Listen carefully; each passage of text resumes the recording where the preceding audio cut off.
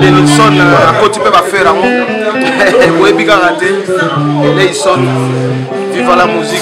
il y a les logos mon quoi oui biga et moi Denison elle sous côté donc cela veut dire que vive la victoire Papa c'est notre grand-père